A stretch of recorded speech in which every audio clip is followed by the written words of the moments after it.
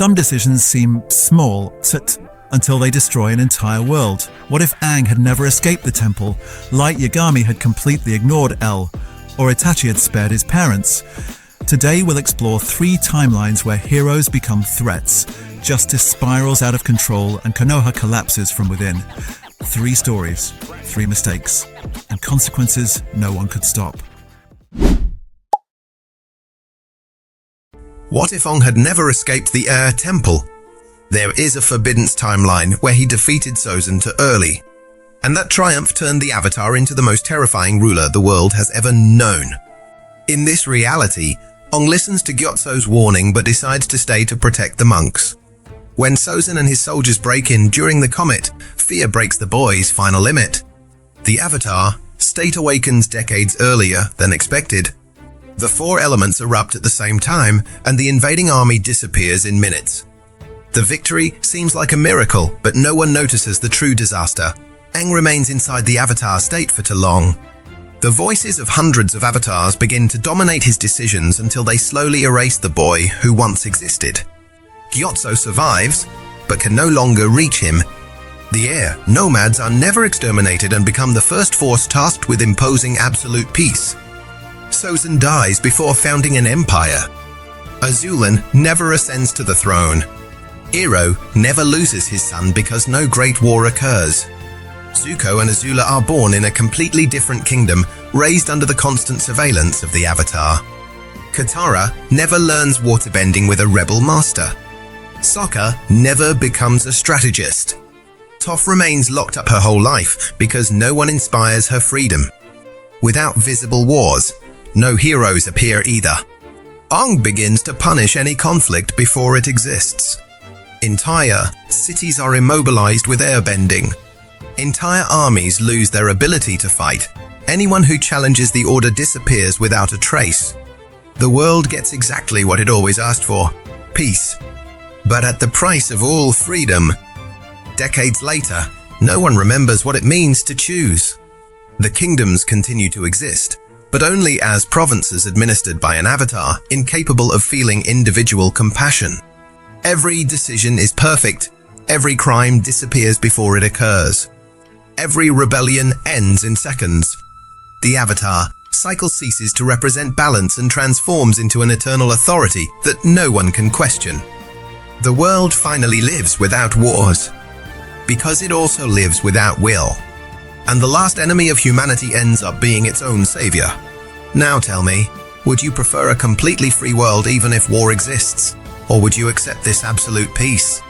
Comment your decision and subscribe to discover more Forbidden's timelines. Light Yagami nearly lost to L because of a single impulse: killing Lind L. Taylor in front of millions. But there is a timeline where Light controls his ego, leaves the imposter alive, and turns L's greatest trick into a complete failure. There, Kira is never discovered.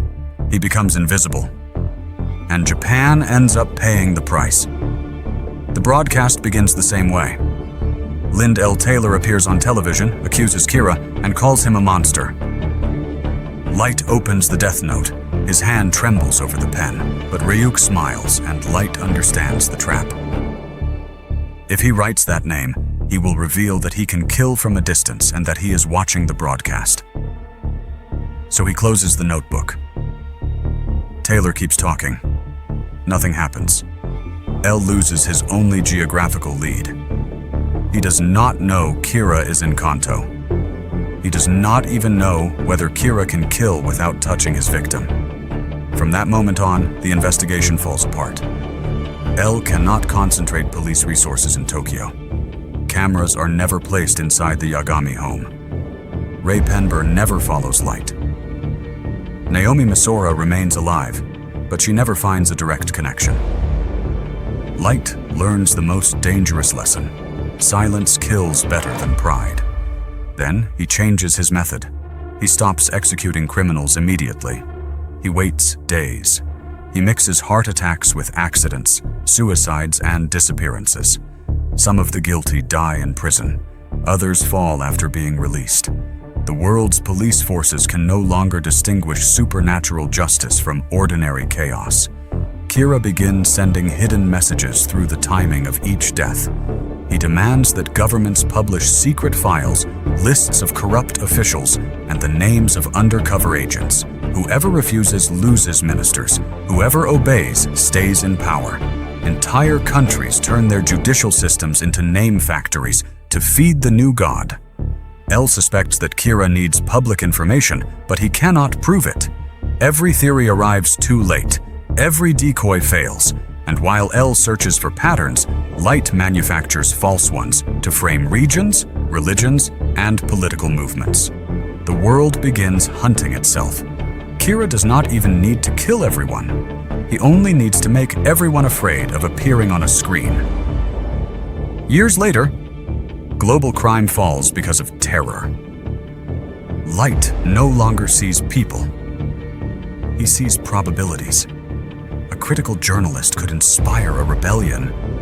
An honest police officer could find a clue. A brilliant student could become the next L. So every one of them ends up written in the notebook. Light's paranoia becomes mathematical. He leaks names and incites accusations. He makes neighbors accuse neighbors to prove their loyalty to Kira. Japan becomes both the center of his kingdom and his prison. Eventually, Light suspects that someone inside the government knows too much. In a single night, he kills ministers, judges, detectives, and business leaders. The country panics, markets collapse, hospitals overflow. The military occupies Tokyo. Light had conquered the world without opposition, yet he destroys Japan while trying to eliminate an enemy who never existed. And L, still alive, understands the truth. Kira did not need to be discovered in order to lose. He only needed to end up alone. But here is the forbidden question. Would Light truly have ruled for decades? Or would his paranoia have forced him to destroy himself even sooner? Would L have found another clue without Lind L. Taylor? Or was Kira practically invincible from that moment onward? Leave your verdict in the comments, and subscribe to explore more timelines that should never have existed.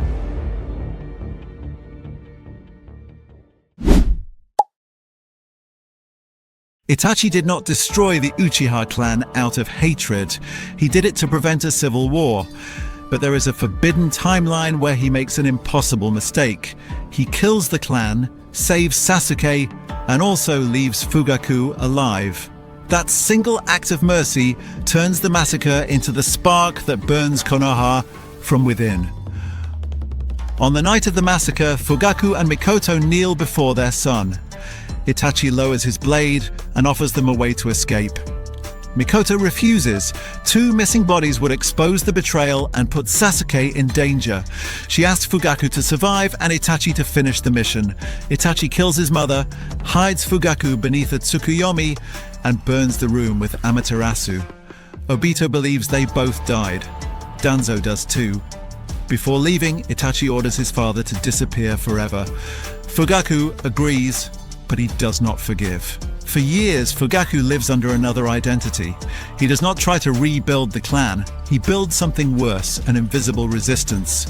He uses military police records to map tunnels, armories, Anbu routes, and political secrets. He recruits shinobi broken by root, merchants ruined by the council, and families blaming Hiruzen for protecting Danzo. First, messengers vanish, then border missions fail.